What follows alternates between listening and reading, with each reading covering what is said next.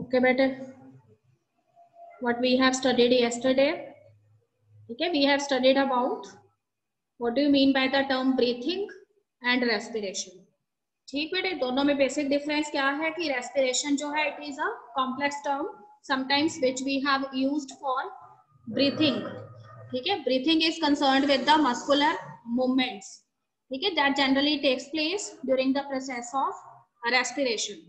But what is respiration? Respiration is not only concerned with the exchange of gases, but it is also involved in the process of breakdown of food with the help of those gases. ठीक बेटे, all of you know very well कि food जो है वो हमारी body में जब भी एंटर करता है तो वो किस फॉर्म में होता है, कॉम्प्लेक्स फॉर्म में होता है, और उसका ब्रेकडाउन जो है वो जरूरी है. और उसके ब्रेकडाउन के लिए वो कहता है कि there is some sort of chemical reaction that is happening in your body, and that chemical reaction it takes place generally in the presence of oxygen. Oxygen की प्रेजेंस में होती है वो रिएक्शन. तो ऑक्सीजन जो है वो आपकी बॉडी में कैसे एंटर करती है, by the process of respiration. ठीक है बेटे, तो समटाइम्स हम ब्रीथिंग टर्म इसलिए यूज कर देते हैं बिकॉज रेस्पिरेशन का जो प्रोसेस है उसमें कुछ मसल्स जो है उनका मूवमेंट भी रिक्वायर्ड होता है इस एक्सचेंज ऑफ गैसेस के दौरान. ओके, तो this is given in the introduction. देखो सिंपली उसने वन लाइन में डिफाइन किया है the process of exchange of oxygen from the atmosphere with carbon dioxide produced by the cell is called breathing. साथ ही लिख दिया commonly known as respiration, but respiration is a broad term sometime used for breathing because it is also concerned with the breakdown of the food material in the presence of this oxygen which enters in your body. Okay students, उसके बाद आपको थोड़ा सा brief idea दिया था about the type of respiratory organs that are present in the living organisms. तो उसमें आपको बताया था the primitive type of living organisms such as sponges, ciliates, flatworms, उनके अंदर exchange of gases कैसे होता है, तो by the simple method of diffusion. ठीक है, diffusion is a kind of a process in which the movement of the molecules it takes place from high concentration to low concentration. Another thing is कि अगर हम बात करते हैं earthworms की, तो अर्थवॉर्म किसके अंदर आ जाएंगे, किस फाइलम के अंदर आ जाएंगे, एनीलिडा के अंदर आ जाएंगे ना. सेगमेंटेड वॉर्म सारे एनीलिड्स में आते हैं. तो उसमें वो कहते हैं कि क्यूटिकल जो है वो कैसी होती है, मॉइस्ट होती है. तो इसलिए रेस्पिरेशन जो है वो मॉइस्ट क्यूटिकल के जरिए हो जाती है. और अगर हम इंसेक्ट्स की बात करेंगे तो insects are special type of network of tubes, and this network of tubes are actually the tracheal tubes having special type of openings which are in continuity with the external environment. These are known as spiracles. You have learned in class 7th also. और उसके बाद देखिए gills के बारे में बताया हुआ है कि gills are generally the respiratory organs in case of aquatic animals.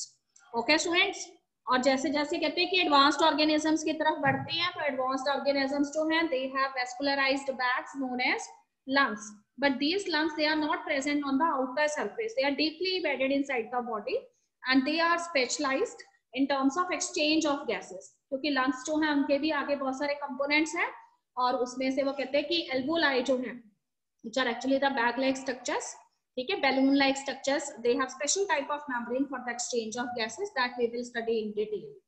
Okay students, उसके बाद देखो vertebrates में, fishes में, ठीक है, तो मोस्टली वो कहते हैं कि कुछ वर्टिब्रेट्स फिशेस वगैरह जो है इनके अंदर गिल्स हमें नजर आते हैं. पर अगर थोड़ा सा और आगे बढ़ेंगे एडवांस क्लासेस की तरफ तो रेप्टाइल्स में, बर्ड्स में और मैमल्स के अंदर हमें क्या नजर आते हैं, लंग्स नजर आते हैं. और अगर हम एम्फीबियंस की बात करें तो they are adapted for both type of conditions, aquatic as well as terrestrial. So both type of respiratory organs they are found. ठीक, आपको पता है कि अगर हम फ्रॉग की बात करते हैं तो ये माना जाता है कि सम फ्रॉग्स जो है उसकी जो टैडपॉल स्टेज है वो ये शो करती है कि they are the living organisms that emerge from the fishes. तो इसलिए वो कहते हैं कि उसी में अभी भी वो रिप्रोडक्शन के दौरान जो है उनको कहाँ जाना पड़ता है, वाटर में. तो इसलिए उसमें रेस्पिरेशन दोनों तरह की है, respiration with the help of their skin also and respiration with the help of lungs also. If respiration takes place with the skin तो उसे हम कुटेनियस रेस्पिरेशन कहेंगे, and if respiration it takes place with lungs then it is known as pulmonary respiration.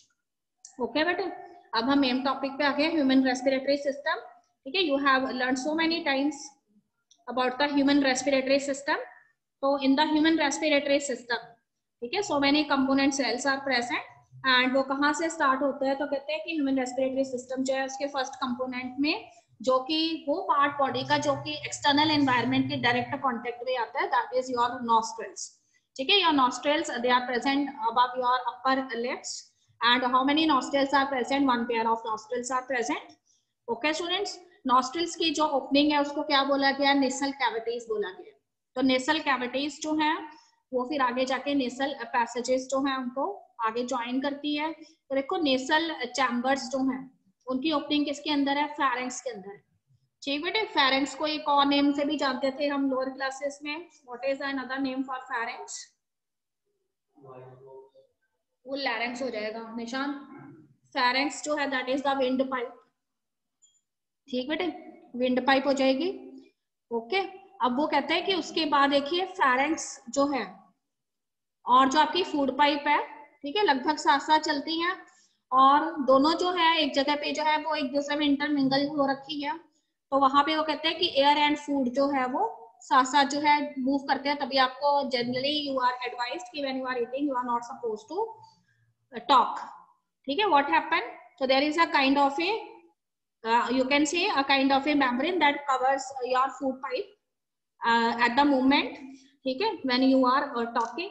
तो उस समय वो कहते हैं कि जब अननेसेसरी आप खाना खाते टाइम बोलने शुरू हो जाते हैं तो वो आपकी जो कवरिंग है जो आपकी फूड पाइप पे टेम्पररी अटैच होती है वो ओपन हो जाती है and your food it finally enters in your wind pipe. And उस सिचुएशन में आपके लिए वो क्रिटिकल सिचुएशन हो सकती है.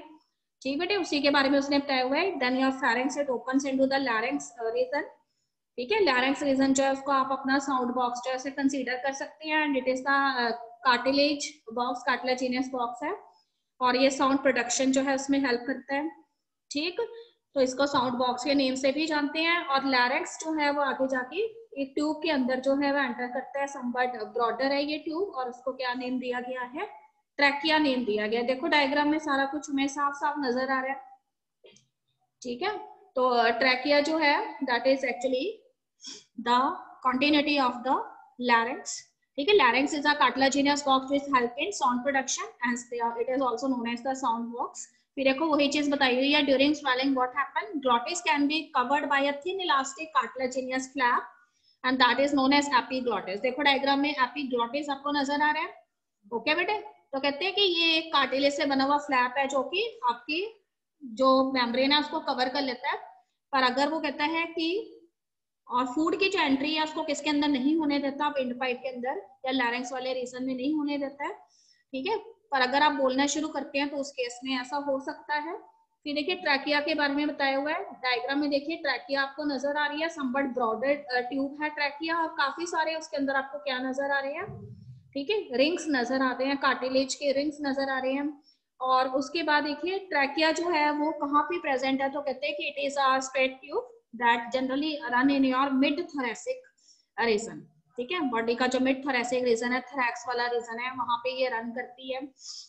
और उसके बाद देखिए आपकी बॉडी जो है उसके डॉर्सल पार्ट के हिसाब से और आपकी बॉडी के जो वेंट्रल पार्ट है उसके अकॉर्डिंग अगर देखा जाए तो आपकी बॉडी में जो 5th thoracic वर्टिब्रा है, ठीक है, वहां तक जो है ये आपकी ट्रैकिया जो है वो रन करती है.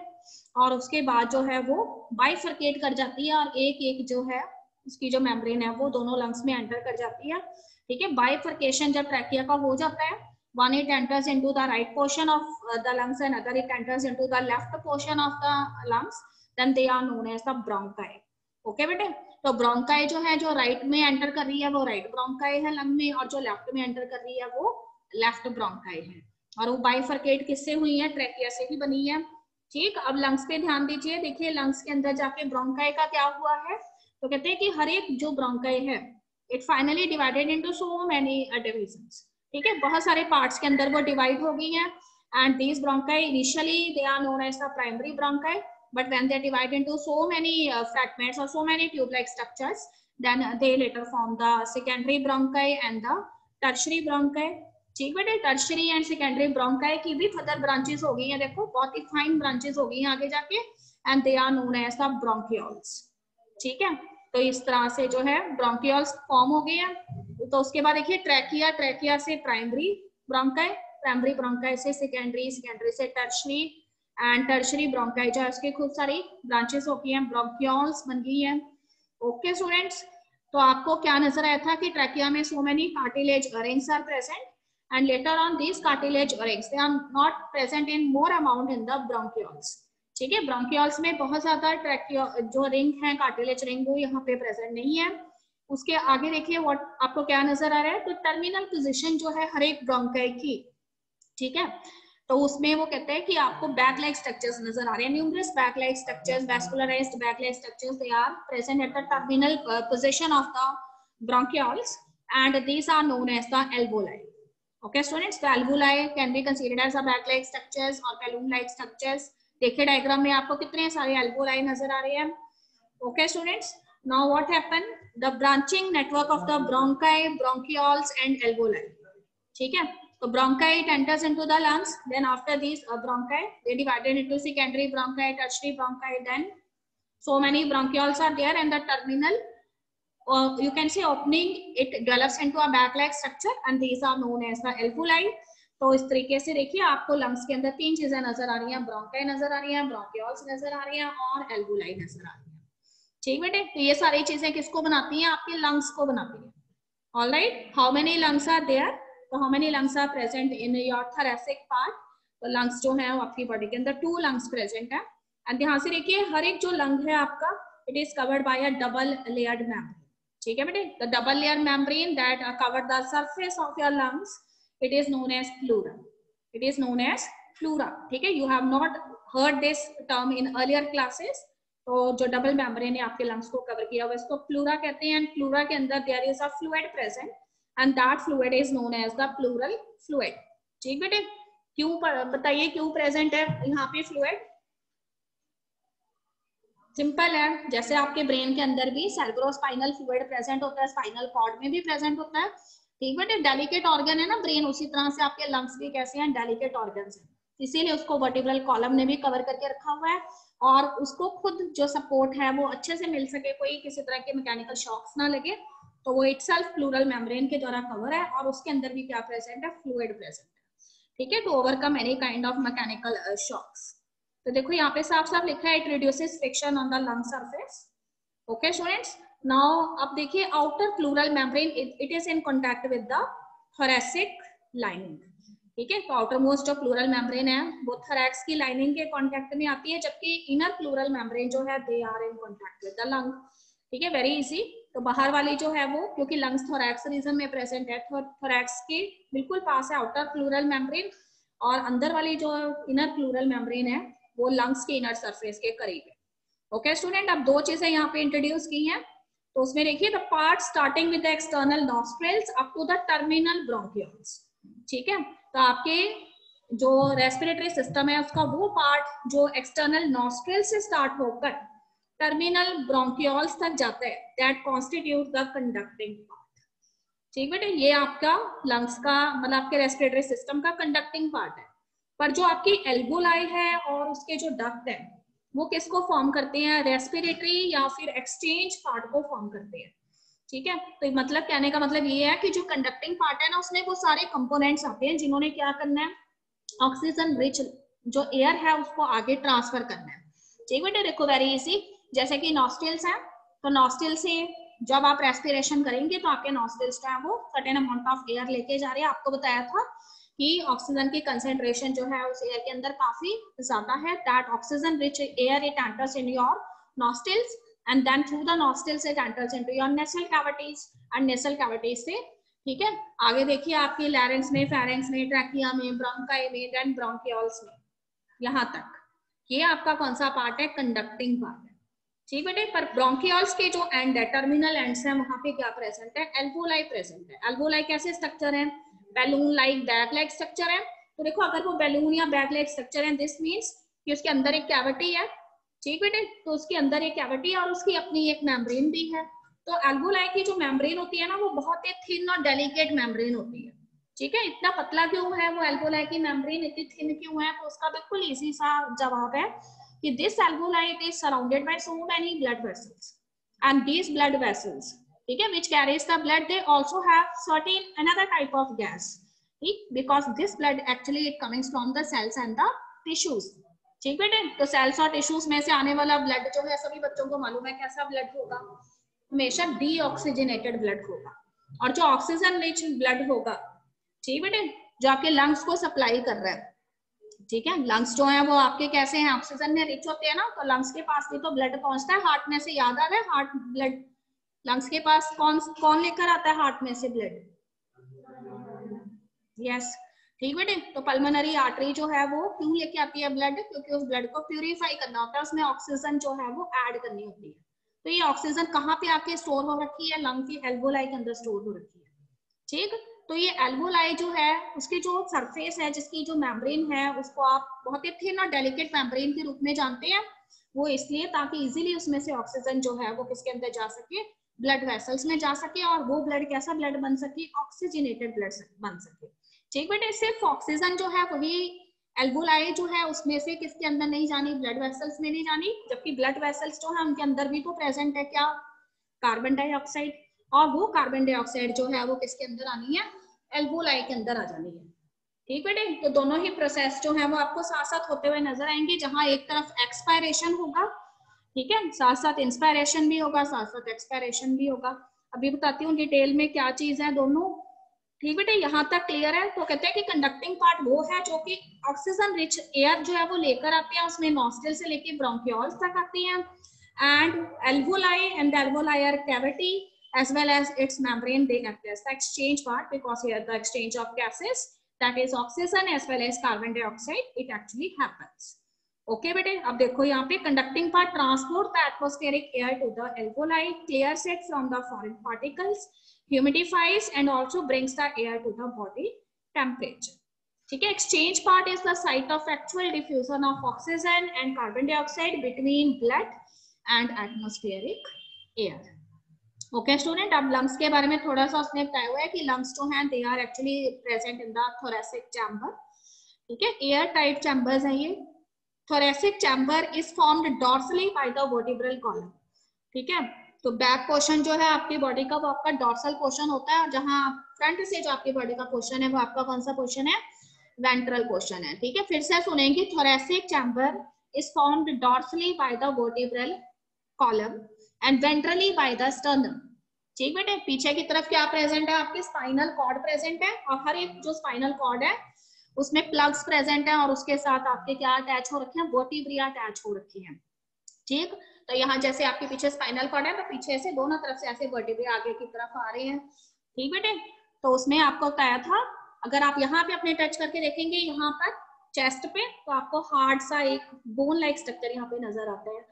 अगर आप अपने चेस्ट को दबाते हैं तो वो बोन कौन सी है, आपकी स्टर्नम बोन, ठीक। तो वेंट्रल पोर्शन की तरफ आपके क्या प्रेजेंट है, आपकी स्टर्नम बोन प्रेजेंट है, जैसे आप चेस्ट बोन के नेम से भी जानते हैं। और पीछे की तरफ आपके क्या प्रेजेंट है, वर्टिब्रल कॉलम प्रेजेंट है, ठीक बेटे। अब वो कहते हैं कि यहाँ आपके अगर लंग्स हैं, तो यहाँ तो देखो आगे की तरफ स्टर्नम होगी, पीछे की तरफ क्या हो गया, वर्टिब्रल कॉलम। अब ये वाला जो पोर्शन है, इस साइड वाला और इस साइड वाला, ये आपका कौन सा रीजन है, लेटरल रीजन है। तो यहाँ पे लंग्स को सपोर्ट करने के लिए क्या प्रेजेंट है, रिब्स प्रेजेंट, ठीक बेटे। तो सारी तरफ से जो आपके लंग्स है ना, उनके लिए सपोर्टिव ऑर्गन्स यहाँ पे, तो सपोर्टिव मसल्स जो है वो प्रेजेंट है। अब देखो लंग्स जो है उसका जो नीचे वाला पार्ट है, ठीक, पोस्टीरियर पार्ट जिसे आप कहते हैं, तो वहां पे भी वो कहते हैं कि लोअर साइड पे भी जो लंग्स हैं आपके, वो किसके ऊपर सिचुएटेड है, तो they are situated on a dome shaped structure and that is known as your diaphragm, ठीक है। अब देखो डायग्राम के अंदर आओ, सारी चीजें आपको साफ साफ नजर आ रही हैं। देखो डायफ्राम आपको साफ साफ नजर आ रहा है, ठीक है, बैंड स्ट्रक्चर है, और उसके बाद देखो आपको प्लूरल मेम्ब्रेन्स नजर आ रही है, आउटर एंड इनर मेम्ब्रेन, और बीच में प्लूरल फ्लूइड आपको नजर आ रहा है। एंड देन आपको एल्वोलाई नजर आ रहे हैं, which are the balloon like structure, और एल्वोलाई टर्मिनल पोजीशंस हैं ब्रोंकियोल्स की, ब्रोंकाई की, आगे फर्दर ब्रांचेस जो इनको ब्रोंकियोल्स बोला गया है, वन ब्रोंकाई जो है इसको ब्रोंकस बोला गया है, ठीक बेटे। लंग्स की लेटरल साइड्स पे आपको क्या नजर आ रही हैं, रिब्स नजर आ रही हैं, और लंग्स जो है वो संबट आपको थोड़े से कैसे नजर आ रहे हैं, ठीक है, कोनिकल से आपको नजर आ रहे हैं लंग्स। फिर एपिग्लॉटिस जो है वो कवरिंग है, जो लैरिंक्स के ऊपर प्रेजेंट है, लैरिंक्स जो है वो आपका साउंड बॉक्स है। फिर आपकी ट्रैकिया है, ट्रैकिया में देखिए खूब सारे कार्टिलेज रिंग है, ठीक है बेटे। अप टू ब्रोंकाई तक कार्टिलेज रिंग आपको नजर आ रही है, पर जब ब्रोंकाई से ब्रोंकियोल्स बन गई है तब वो कार्टिलेज रिंग यहाँ पे प्रेजेंट नहीं है। तो याद रखिए कि ब्रोंकियोल्स तक आपका कौन सा पार्ट है, कंडक्टिंग पार्ट है, और उसके बाद जो एल्वोलाई है, एल्वोलाई की जो कैविटी है वो आपके कौन से पार्ट को बनाती है, एक्सचेंज पार्ट को बनाती है, जिसे हम रेस्पिरेटरी पार्ट कहते हैं। ओके स्टूडेंट्स, अब देखो दोनों लंग्स के बीच में आपका हार्ट भी आपको नजर आ रहा है, ठीक है, slightly tilted towards your left lung, ठीक, एंड किसकी तरह है तो वो भी आपको पता था, फिस्ट लाइक स्ट्रक्चर होता है ये। ओके स्टूडेंट्स, स्टर्नम बोन यहाँ पे डायग्राम में है, स्टर्नम बोन, ठीक है बेटे, कोई बात नहीं, जहां पे ट्रैकिया रन कर रही है ना उसी के एग्जैक्टली ऊपर है स्टर्नम बोन, और पीछे की तरफ वर्टिब्रल कॉलम यहाँ पे प्रेजेंट है। ओके स्टूडेंट्स, तो यहाँ तक सभी स्टूडेंट्स को क्लियर है? यस बेटे, एनी क्वेश्चन? ठीक ठीक बेटे, लंग्स की जो कैविटी है उसको क्या नेम दिया गया है? The lung cavity is known as the pulmonary cavity, it is known as pulmonary cavity. Okay student, आप देखिए सिंपल सा उसने आपको बताया कि रेस्पिरेशन जो है उसमें ब्रीथ में कौन कौन से स्टेप्स इन्वॉल्व हैं, ठीक है। फर्स्ट इज ब्रीथिंग और पल्मोनरी वेंटिलेशन, ठीक है, फर्स्ट स्टेप है ब्रीथिंग या फिर पल्मोनरी वेंटिलेशन। उसमें क्या होता है तो उसमें देखिए atmospheric air is drawn in, atmosphere से जो एयर है जो किस में रिच है, ऑक्सीजन में रिच है, वो बॉडी के अंदर लाई जाती है, and the air that is actually present now enters in your alveoli and rich in what, carbon dioxide, ठीक बेटे, उसको क्या किया जाता है बॉडी में से रिलीज किया जाता है या एक्सक्रीट आउट किया जाता है, क्योंकि कार्बन डाइऑक्साइड भी आपकी मेटाबॉलिक रिएक्शंस जो है उसमें प्रोड्यूस होने वाला एक हार्मफुल प्रोडक्ट है। ओके स्टूडेंट्स, अब वो कहते हैं कि गैसेस अगर एंटर होगी तो देखो एटमॉस्फेयर से लंग कैविटी के अंदर कौन सी गैस एंटर हुई है, ऑक्सीजन गैस एंटर हुई है, तो ऑक्सीजन गैस जो है वो एल्वोलाई के अंदर आ जाएगी, ठीक बेटे, और पहले से वो कहते हैं कि एल्वोलाई जो है उसके अंदर जो ब्लड वेसल्स में से एक्सचेंज होके गैस आई है दैट इज रिच इन, किसमें कौन सी गैस है, कार्बन डाइऑक्साइड है, ठीक बेटे। तो अगर एक्सपायरेशन जो है उसकी प्रोसेस से कार्बन डाइऑक्साइड बाहर जा रही है तो इंस्पायरेशन के प्रोसेस से कौन सी गैस अंदर आ रही है, ऑक्सीजन गैस अंदर आ रही है, ठीक है। तो डिफ्यूजन ऑफ गैसेस जो है वो साइमल्टेनियसली होता है, जहां एक तरफ ऑक्सीजन गैस जो है उसको ब्लड के अंदर एंटर करवाया जाता है तो ब्लड में प्रेजेंट CO2 जो है उसको एल्वोलाई के अंदर भेज दिया जाता है। तो when the alveoli surface it finally rich with carbon dioxide gas, then what happens, the expiration of the carbon dioxide it takes place. One another term that is used for expiration is exhalation, exhalation, all right। और inspiration के लिए दूसरी term हम कौन सी use करते हैं, inhalation। Okay बेटे, अब वो कहते हैं कि transport of gases by the blood, ठीक है, ब्लड या फिर ब्लड के कंपोनेंट्स इन गैसेस को कैसे ट्रांसपोर्ट करेंगे, तो आपको पता है कि ब्लड के अंदर अलग अलग चीजें प्रेजेंट है, हीमोग्लोबिन प्रेजेंट है, प्लाज्मा प्रेजेंट है, उन सब ने क्या करना है, इन गैसेस को लेके जाना है, ठीक बेटे। जैसे आपको 10th तक बताते थे कि हीमोग्लोबिन अगर ऑक्सीजन को लेके जाएगा तो वो उसके साथ बाइंड कर जाता है और क्या बनाता है, ऑक्सी हीमोग्लोबिन बनाता है। अगर उसने कार्बन डाइऑक्साइड को लेके जाना है तो उस केस में वो कार्बामिनो हीमोग्लोबिन बनाता है, ठीक है। तो ये एक बड़ा प्रोसेस है, वो हम डिटेल में जानेंगे। तो transport of gases by the blood, this is the third step. Then देखिए diffusion of oxygen and carbon dioxide between the blood and the tissues. अब इमेजिन करिए कि आपका जो ब्लड है, ठीक है, या तो वो ऑक्सीजन, पहले केस में वो कौन सी गैस लेके जा रहे हैं, ऑक्सीजन गैस लेके जा रहे हैं, ठीक है बेटे। तो आपकी जो ब्लड वेसल्स हैं वो हर एक सेल या टिश्यू तक पहुंचती हैं और उन ब्लड वेसल्स में कौन सा ब्लड है, ऑक्सीजन रिच ब्लड है, और सेल्स और टिश्यूज जो है उनको क्या चाहिए, ऑक्सीजन चाहिए। तो ये ब्लड जो है वो सेल्स एंड टिश्यूज के पास जाएगा और उसको क्या देगा, ऑक्सीजन देगा। अब सोचिए सेल्स एंड टिश्यूज क्या करेंगे, सेल्स एंड टिश्यूज जो है उनके पास फूड है और उस फूड का उन्होंने ब्रेक डाउन करना है, they utilize this oxygen gas and during the metabolic reaction they done the break down of the food. Okay bete, now when the metabolic reaction it gets completed, then what happen, as a result of these metabolic reactions, now what is present inside these cells and tissues, carbon dioxide is present and it is present in plenty form in cells and tissues। अब क्या होगा, यही blood vessels जो हैं जिन्होंने एक time पे उनको क्या सप्लाई की थी, ऑक्सीजन सप्लाई की थी, तो अब जब वो कहता है कि सेल्स और टिश्यूज जो हैं उनमें से ब्लड वेसल्स जो हैं ब्लड लेके वापस जा रही होंगी, किसके पास, हार्ट के पास ही जाएंगे ना, हार्ट से ही फिर वो ब्लड कहाँ जाना है, लंग्स के पास जाना है।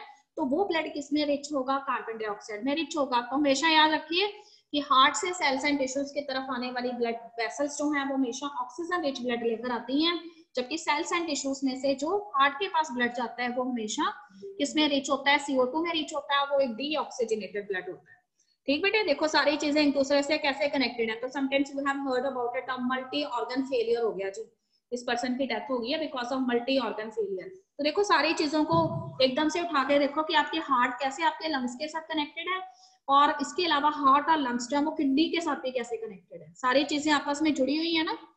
तो कई बार जब हम अपनी हेल्थ जो है उसका प्रॉपर केयर नहीं करते हैं, ठीक है, तो उस केस में कुछ लोग जो है वो मल्टी ऑर्गन फेलियर की वजह से सरवाइव नहीं कर पाते हैं। तो इस तरह से होती हैं वो सारी चीजें। ओके बेटे, देखो फिफ्थ स्टेप में आपको बताया गया utilization of oxygen by the cells. Cells जो है वो ऑक्सीजन को यूज कर रहे हैं कौन से प्रोसेस के लिए? For the catabolic reactions. Catabolic reactions means they have to break something. What they have to break? They have to break the complex food molecules into the simplest one. ठीक बेटे, तो अगर कार्बोहाइड्रेट का breakdown करना है तो very easy, carbohydrate से क्या बन जाएगा? फिर ग्लूकोज बन जाएगा। अगर प्रोटीन्स का ब्रेकडाउन होना है तो प्रोटीन से अमाइनो एसिड बन जाएंगी। ठीक बेटे, उसी तरह से अगर न्यूक्लिक एसिड्स का ब्रेकडाउन होगा तो न्यूक्लियोटाइड्स बन जाएंगे। इस तरह से सारी चीजें जो है उनमें कैटाबॉलिक रिएक्शंस होगी, उसमें ऑक्सीजन यूज होगी। और अगर वो कहता है कि उसके बाद जब वो मेटाबॉलिक रिएक्शन कंप्लीट हो जाएगी तो फिर कौन सी गैस रिलीज होगी? Carbon dioxide. उसे ब्लड वेसल्स लेके जाएंगी और फिर वो ब्लड वेसल्स जो हैं वो कैसा ब्लड लेके जा रही होंगी? डीऑक्सीजनेटेड। और डीऑक्सीजनेटेड ब्लड जो है उसको हार्ट फिर लंग्स के पास भेजेगा, क्या होने के लिए? ऑक्सीजनेट होने के लिए। ओके बेटे, अब देखो कहते हैं कि सारी चीजें होती कैसे है वो अब आपको बताने जा रहे हैं। तो मैकेनिज्म ऑफ ब्रीथिंग के अंदर we have two step, one is inspiration and other is expiration. As the name itself indicate, inspiration means you have inhaled something. What you have to inhale? ठीक है, क्या आप सांस लेते हैं के दौरान क्या लेके जा रहे हैं? एयर लेके जा रहे हैं। और एयर जो है वो किसमें रिच है? ऑक्सीजन में रिच है। ठीक बेटे, तो एटमॉस्फेयर जो है उसमें से कुछ अमाउंट ऑफ एयर जो है that enter into your body, and what happened during the process of expiration? So expiration means some amount of air it is present in your alveolar cavity, and that air is rich in which gas? Carbon dioxide gas, and that has to be released out because it cannot be stored in your body. Okay बेटे, अब देखिए the movement of air into and out of the lungs is carried out by creating a pressure gradient between the lungs and the atmosphere. ठीक है, ऐसे तो है नहीं कि अपने आप ही एयर जो है आपके लंग्स में चले जाएगी। आपके लंग्स जो है और एटमॉस्फेयर का जो एटमॉस्फेयर है उसमें प्रेजेंट एयर जो है ना उसके बीच में वो कहते हैं कि एक प्रेशर डिफरेंस डेवलप हो जाता है, तभी वो चीज आपके लंग्स के अंदर क्या करती है? एंटर करती है। ठीक है, आप ध्यान से सुनेंगे सभी स्टूडेंट। इंस्पायरेशन के दौरान क्या होता है? तो inspiration can occur if the pressure with in the lungs which is known as intrapulmonary pressure is less than the atmospheric pressure. ठीक है बेटे, प्रेशर डिफरेंस की वजह से कोई चीज जो है वो किस जगह की तरफ मूव करेगी? जहां पे प्रेशर जो है वो कम है। यही रूल है ना नेचर का, जहां प्रेशर ज्यादा होता है वहां से लेस प्रेशर की तरफ चीज मूव करती है। तो देखो एयर जो ऑक्सीजन में रिच है उसका प्रेशर जो है वो कहाँ पे ज्यादा है? एटमॉस्फेयर में ज्यादा है। और आपकी जो लंग कैविटी है उसके अंदर क्या है? कम है। तो इसलिए वो कहते हैं कि आपके जो लंग्स है उसमें जो इंट्रापल्मोनरी प्रेशर है वो एटमॉस्फेरिक प्रेशर जो है उसके कंपैरिजन में लेस है। तो उसकी वजह से क्या होता है? There is a negative pressure in the lungs with respect to the atmospheric pressure. तो एज अ रिजल्ट जो एयर है एटमॉस्फेयर में से वो रश होकर आपके लंग्स के अंदर आ जाती है। ठीक है बेटे, अब ये भी आपको बताएंगे कि लंग्स के अंदर नेगेटिव प्रेशर कैसे डेवलप हुआ। और उससे पहले देखो उसने एक्सपायरेशन के बारे में बताया। एक्सपायरेशन बिल्कुल इसके अपोजिट होगा। तो जहां पे वो कहता है कि इंस्पायरेशन के दौरान क्या हुआ था? आपकी लंग्स की जो कैविटीज थी उसमें प्रेशर लेस था और एटमॉस्फेयर के अंदर एयर का प्रेशर क्या था? ज्यादा था। तो एयर रश करके आपके लंग्स में एंटर हुई थी ना। अब वो कहता है कि ऐसी एयर जो कार्बन डाइऑक्साइड में रिच है उसका प्रेशर जो है वो किसके अंदर ज्यादा होगा? आपके लंग्स के अंदर ज्यादा होगा as compare to the atmosphere. तो इसीलिए वो आपकी लंग कैविटी जो है उसमें प्रेजेंट एल्वेओलाई जो है उससे कहाँ जाएगी? एटमॉस्फेयर में चले जाएगी। और ये किस दौरान होगा? एक्सपायरेशन के दौरान होगा। ठीक है बेटे, ये स्मॉल पिक्चर है इसकी। अब पूरी बात बता रहे हैं आपको। तो उसमें आपको उसने सबसे पहले बताया है, देखो expiration it takes place when the intrapulmonary pressure is higher than the atmospheric pressure. ठीक है, तो diaphragm and a set of muscles, देखो diaphragm and a set of muscles which are known as external and internal intercostal muscles between the ribs. ठीक है, तो कौन कौन से इसके अंदर इन्वॉल्व होते हैं प्रेशर जो है डिफरेंस डेवलप करने में? तो एक तो वो कहते हैं कि आपके लंग्स जो है जिस मसल्स के ऊपर रेस्ट कर रहे हैं जैसे आप डायफ्राग्राम कहते हैं, और इसके अलावा आपकी जो रिब्स हैं जो आपके लंग्स की लेटरल साइड्स पे प्रेजेंट हैं, रिब मसल्स जिन्हें हम कहते हैं, ठीक है, उनके बीच में जो खाली जगह है वहां पे क्या है? इंटरनल और एक्सटर्नल इंटरकोस्टल मसल्स प्रेजेंट है। तो लंग्स जो है उन्होंने जब अपनी कैविटी जो है इसको लार्ज करना है या फिर अपनी कैविटी जो है इसको कॉन्ट्रैक्ट करना है, तो उसमें सारा रोल जो है वो इस डायफ्राग्राम और इंटरकोस्टल मसल्स का है। ठीक बेटे, अब इंस्पायरेशन में देखो कैसे होता है, तो कहते हैं कि inspiration is initiated by the contraction of the diaphragm. याद रखिए इंस्पायरेशन के दौरान आपका जो डायफ्राग्राम है वो कॉन्ट्रैक्ट होगा, ठीक है, तो which increases the volume of the thoracic chamber, और उसके कॉन्ट्रैक्ट होने की वजह से आपका थोरैसिक चैम्बर जो है, क्योंकि आपके लंग्स कहाँ प्रेजेंट है, आपके थोरैक्स में प्रेजेंट है, तो आपका जो थोरैसिक चैम्बर है उसका वॉल्यूम क्या हो जाएगा, इंक्रीज हो जाएगा, इंटीरियर रीजन में भी और पोस्टीरियर रीजन में भी। ठीक बेटे, अब इंटरकोस्टल मसल्स क्या करेंगे, तो कहते हैं कि डायफ्राग्राम के कॉन्ट्रैक्ट होने के साथ साथ जो आपके इंटरकोस्टल मसल्स हैं, एक्सटर्नल इंटरकोस्टल मसल्स हैं, वो भी क्या हो जाते हैं, यहाँ पर कॉन्ट्रैक्ट हो जाते हैं और आपके जो रिब्स है ना उनको ऊपर की तरफ लिफ्ट करते हैं, ठीक है, ऊपर की तरफ खींचते हैं आपके रिब्स को। देन व्हाट हैपन, तो फिर आपकी जो स्टर्नम बोन है, जो आपकी चेस्ट बोन है, वो क्या करती है, आपके थोरैसिक चैम्बर का वॉल्यूम बढ़ा देती है, ठीक, और थोरैसिक चैम्बर का वॉल्यूम बढ़ने से जो लंग्स का वॉल्यूम है, जिसे पल्मोनरी वॉल्यूम या पल्मोनरी कैविटी कहा गया है, वो भी क्या हो जाता है, इनलार्ज हो जाता है। अब किसी भी चीज को आप इस तरह से इनलार्ज करेंगे, इसका मतलब उसमें प्रेशर क्या हो जाएगा, कम हो जाएगा, तो इसलिए वो कहते हैं कि पल्मोनरी प्रेशर जो है, पल्मोनरी वॉल्यूम बढ़ने की वजह से क्या हो जाता है, डिक्रीज हो जाता है, और एटमॉस्फेयर के अंदर एयर का प्रेशर ज्यादा होता है, तो वो एयर जो है फटाफट रश करके आपकी लंग कैविटी के अंदर आ जाती है। ठीक है, कैसे यानी ऐसे नहीं कि सीधे ही आ गई है, वैसे ही यानी जैसे सोच रहे हैं, नॉस्ट्रिल से नेसल कैविटीज में, और नेसल कैविटी से कहां पर, लैरिंक्स में, फेरिंक्स में, ट्रैकिया में, ब्रोंकाई में, ब्रोंकियल्स में, देन एल्वोलाई में। ठीक है, ऐसे नहीं इमेजिन करना कि एयर आ रही चलो जी लंग्स भर के, ऐसे नहीं है, इतनी सारी चीजों में से पास होके आ रही है। ठीक है, फिर से सुनेंगे, डायफ्राग्राम क्या हो गया था, कॉन्ट्रैक्ट हो गया था। जी बेटे, intercostal muscles, external intercostal muscles जो हैं उन्होंने कैसे शो किया था बताइए। देखो एक्सटर्नल इंटरकोस्टल मसल्स जो हैं वो क्या करेंगे, डायफ्राग्राम के कॉन्ट्रैक्ट होने के बाद, यस, उसके बाद जो है उससे क्या होगा, इंटीरियर एंड पोस्टीरियर जो पोर्शन है आपकी लंग कैविटी का, वो क्या हो जाएगा, उसका वॉल्यूम जो है वो इंक्रीज हो जाएगा। ठीक है, तो एक्सटर्नल इंटरकोस्टल मसल्स के भी कॉन्ट्रैक्ट होने से आपके रिब्स जो हैं वो ऊपर की तरफ आपके लंग्स को लिफ्ट करेंगे, तो आपका थोरैसिक वॉल्यूम बढ़ जाएगा, स्टर्नम बोन जो है वो भी वॉल्यूम इंक्रीज करने में हेल्प कर रही है थोरैसिक चैम्बर का, थोरैसिक चैम्बर का वॉल्यूम बढ़ा तो लंग्स भी तो थोरैक्स में ही प्रेजेंट है, लंग कैविटी जो है उसका भी वॉल्यूम इंक्रीज हो जाएगा, प्रेशर डिक्रीज हो जाएगा लंग कैविटी में, as a result air get rushes in your body. देखो डायग्राम नंबर ए के अंदर सारी चीजें आपको दिखाई हुई हैं, आपका डायफ्राग्राम कॉन्ट्रैक्ट हो गया है, ठीक है, एक्सटर्नल इंटरकोस्टल मसल्स जो हैं वो भी कॉन्ट्रैक्ट हो गए हैं, रिब्स जो हैं और स्टर्नम बोन जो है वो ऊपर की तरफ रेज्ड हो रहे हैं, ठीक है, thoracic chamber and pulmonary volume जो है वो क्या हो रहा है, इंक्रीज हो रहा है, उसके इंक्रीज होने से प्रेशर जो है वो क्या हो रहा है, डिक्रीज हो रहा है, और डिक्रीज होने की वजह से एयर जो है वो लंग्स में एंटर कर रही है। ओके बेटे, डायग्राम नंबर 2 को देखो ध्यान से, वहां पे सारी चीजें जो हुई थी ना अभी तक, वो सारी चीजें जो है वो फिर से वापस चले जाएंगी। तो देखो आपका डायफ्राग्राम पहले क्या हुआ था, कॉन्ट्रैक्ट हुआ था, अब वो डायफ्राग्राम जो है उसने क्या हो जाना है, रिलैक्स हो जाना है। ओके बेटे, और उसके बाद देखो इंटरकोस्टल मसल्स जो है वो भी कॉन्ट्रैक्ट हुए थे, तो इंटरकोस्टल मसल्स भी वापस आ जाएंगे, वो भी रिलैक्स हो जाएंगे, और थोरैसिक चैम्बर प्लस जो लंग वॉल्यूम था वो इंक्रीज हुआ था, यहाँ पे लंग वॉल्यूम क्या हो जाएगा, डिक्रीज हो जाएगा। बिल्कुल वैसे ही है जैसे हम एक बैलून जो है उसमें से क्या निकालना चाहते हैं, उसमें प्रेजेंट एयर जो है उसको निकालना चाहते हो तो दबा देंगे उसको, वो एयर अपने आप बाहर आ जाएगी। ठीक है, तो यहाँ पे सारी चीजें जो है वो क्या हो रही है, ठीक है, उनको दबाया जा रहा है एक तरीके से, तो इसलिए वो कहते हैं कि लंग वॉल्यूम अगर डिक्रीज हो जाएगा तो इसका मतलब प्रेशर बढ़ेगा।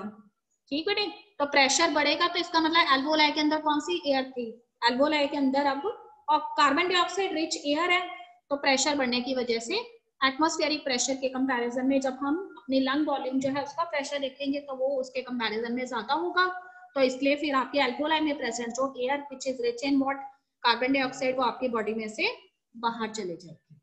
ठीक बेटे, तो बस इतनी सी बात थी, तो वो सारा चीजें जो हमने फर्स्ट केस में पढ़ी हैं वो वापस से अपनी अपनी पोजीशंस पे वापस आ जाएंगी। तो relaxation of diaphragm, intercostal muscles, ठीक है, returns the diaphragm and sternum to their normal position, reduce the thoracic volume, pulmonary volume, and this leads to increase in the intrapulmonary pressure to slightly above the atmospheric pressure, causing the expulsion of the air from the lungs, and that air is rich in carbon dioxide.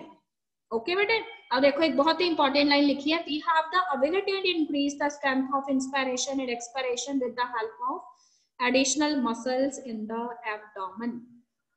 ठीक है, तो एक healthy human जो है उसमें वो कहते हैं कि ब्रीथिंग के बारे में अगर हम बात करें तो on an average a healthy human it breathes 12 to 16 times per minute. ठीक बेटे, देखो एक नॉर्मल बंदा है, तुम काफी टाइम से रन नहीं कर रहे, ठीक है, और पीटी टीचर जो है वो आपको एकदम से कह देते हैं, यस पीटी टीचर जो है वो आपको एकदम से कहते हैं कि काफी दिनों के बाद आपको गेम्स पीरियड में रन करने के लिए बोल दिया जाता है, तो आप देखेंगे आपका जो ब्रीथिंग रेट है ना वो बिल्कुल आप कंट्रोल नहीं कर पाते हैं। पर एक ऐसा पर्सन जो हर रोज जो है वो रनिंग करता है, एक प्लेयर है, एक एथलीट है,